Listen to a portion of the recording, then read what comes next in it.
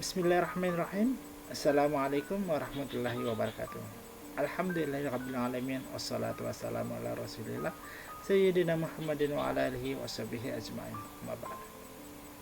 Pertama-tama izinkan saya mengajak kita semua untuk senantiasa mengucapkan kalimat thayyibah, kalimat alhamdulillah kepada Allah Subhanahu wa taala, kalimat rasa syukur kita sehingga kita senantiasa dapat melakukan aktivitas sesuai dengan yang kita harapkan. Dan jangan lupa salam dan salawat semoga tercurah kepada junjungan kita Nabi Muhammad SAW, karena dengan perjuangan beliau kita terbebas dari masa jahiliyah. Kali ini kita akan membahas salah satu materi dari mata kuliah studi Quran. Studi Quran ini sendiri merupakan salah satu mata kuliah dari program pasca sarjana. Mata kuliah ini diampu oleh dosen kita, Ustadz Dr. Iskandar MAG. Kita sangat bersyukur dibimbing oleh beliau. Dengan keilmuan beliau kita bisa menambah khasanah ilmu pengetahuan kita, sehingga kita bisa insya Allah menerapkan kepada masyarakat secara maksimal. Adapun topik pada kesempatan ini, saya akan membahas tentang bagaimana setting geografis Arabia pra Nabi Muhammad SAW. Jadi kita akan membahas bagaimana kondisi geografis sebelum kenabian Nabi Muhammad SAW. Tanpa berlama-lama lagi, yuk kita saksikan berikut ini.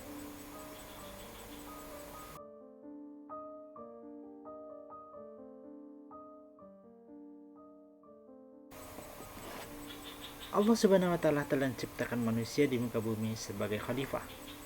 Manusia diciptakan dengan harapan membawa perdamaian dan ketentraman di muka bumi ini bagi makhluk ciptaan Allah Subhanahu wa taala yang lain.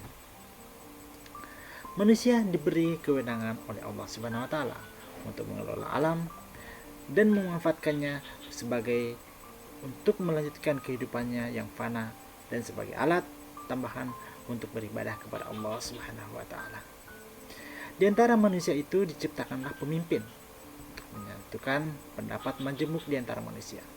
Namun tidak cukup hanya sebagai pemimpin, tapi perlu adanya kesesuaian dengan misi diciptakannya, yaitu beribadah kepada Allah Subhanahu wa taala. Setelah berabad-abad sejak terciptanya manusia pertama, maka terjadi pula perkembangan budaya mengikuti geografis tempat bermukimnya. Tujuan beribadah kepada Allah Subhanahu wa taala sudah mulai diabaikan, bahkan dilupakan. Kebutuhan hidup terkadang menjadi pemicu hal tersebut. Hal ini bersesuaian dengan sabda Rasulullah SAW bahwa kemiskinan lebih cenderung mendekatkan kepada kekufuran. Oleh karena itu, perlu dicari penyebab pengaruh geografis sebelum diutusnya Rasulullah SAW pada umatnya. Dari latar belakang permasalahan tersebut, maka pada kesempatan ini kita akan membahas bagaimana sih deskripsi dan bagaimana kondisi geografis Arabia sebelum kenabian Nabi Muhammad SAW.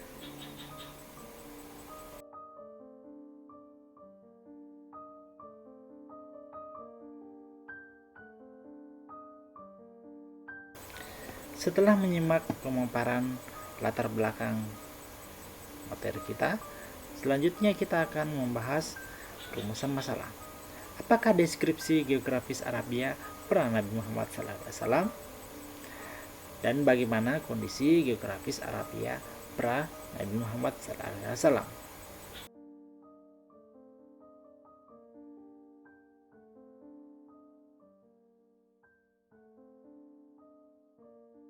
Istilah geografi merupakan akar kata dari geografi. Sedangkan geografi sendiri memiliki arti segala sesuatu yang bersangkut paut dengan geografi.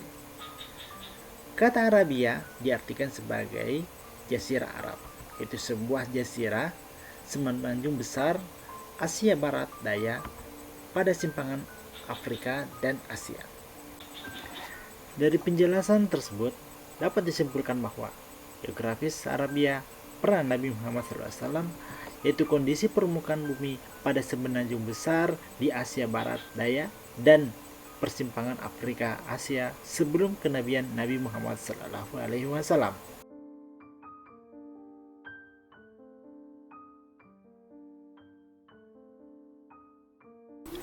Menurut pendapat para ulama ahli bumi, bumi ini terdiri atas 3 benua, Asia, Eropa, dan Afrika. Kemudian akhir-akhir ini ditambah 2 benua lagi, yaitu benua Amerika yang ditemukan pada abad ke-15 miladiah dan Australia pada abad ke-17. Jadi di muka bumi ini ada 5 benua. Jazirah Arab merupakan sebagian dari bumi atau suatu daerah berupa pulau yang berada di antara benua Asia dan Afrika. Seolah-olah daerah Arab itu sebagai hati bumi.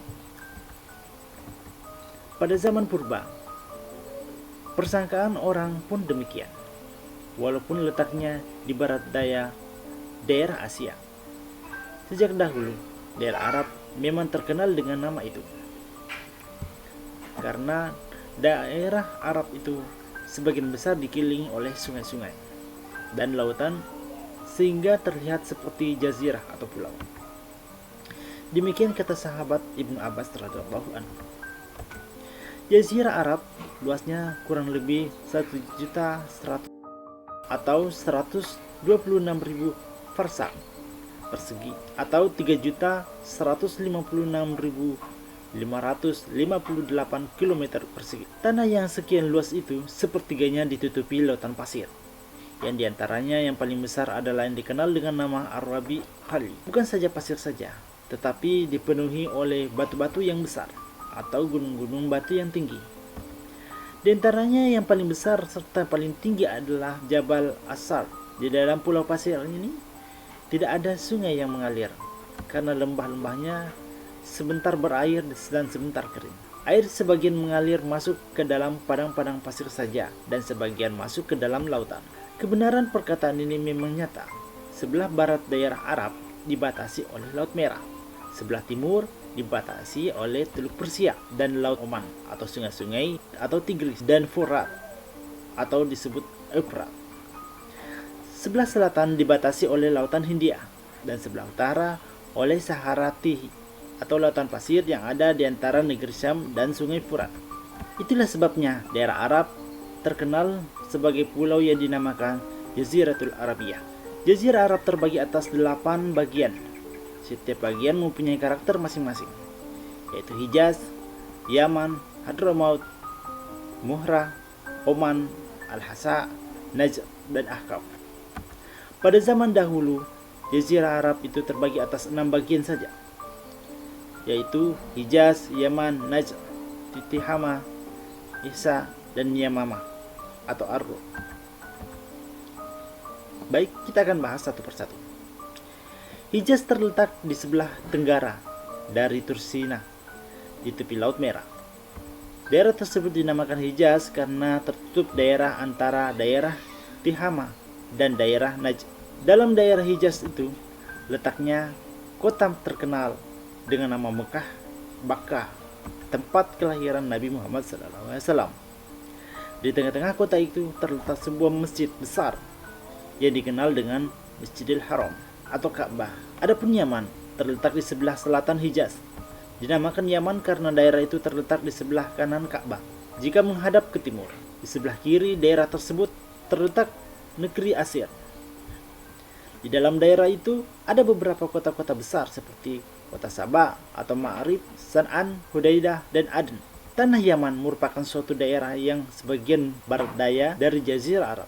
Di sebelah barat dibatasi oleh Laut Merah, di sebelah selatan oleh Samudra Hindia, di sebelah utara oleh Hijaz, dan di sebelah timur oleh Hadramaut. Berikutnya adalah Hadramaut, terletak di sebelah timur dan daerah Yaman dan di tepi Samudra Hindia. Kemudian Muhrah, terletak di sebelah timur daerah Hadramaut. Oman terletak di sebelah utara bersambung dengan Teluk Persia dan di sebelah tenggara dengan Samudra Hindia. Berikutnya Al-Hasa, terletak di pantai Teluk Persia dan panjangnya sampai ke tepi sungai Euphrat. Najd terletak di tengah-tengah antara Hijaz, Sahara negeri Syam, dan negeri Tamama. Tanah Najd merupakan daratan yang tinggi dan luas, serta bersambung di utara dengan negeri Syam, di timur dengan negeri Irak, di barat dengan Hijaz, dan di sebelah selatan dengan Yamamah. Ahqaf terletak di daerah Arab setelah selatan dan di sebelah barat daya dari Oman. Daerah Ahqaf merupakan daratan rendah.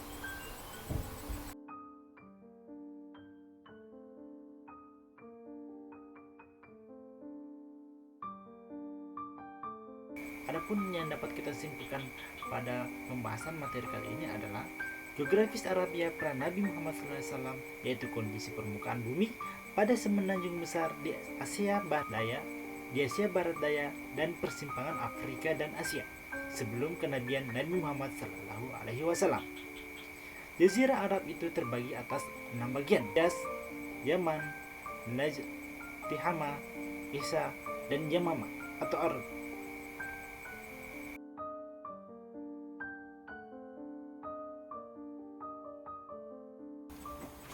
Alhamdulillah, sampailah kita pada pembahasan terakhir. Namun sebelum kita menutup kali ini, izinkan saya memberikan sebuah saran. Saya mengutip dari Quran surah Muhammad ayat 38. A'udzubillahi minasyaitonirrajim. Bismillahirrahmanirrahim. Wa in tatawallaw yastabdil qauman ghairakum thumma la yakunu amsalakum. Dan jika kamu berpaling, niscaya Dia akan mengganti kamu dengan kaum yang lain, dan mereka tidak akan seperti kamu. Akhir kata, semoga pembahasan kita kali ini bermanfaat serta menambah wawasan kita semua. Subhanakallahumma wa bihamdik asyhadu an la ilaha illa anta astaghfiruka wa atubu ilaik. Assalamualaikum warahmatullahi wabarakatuh.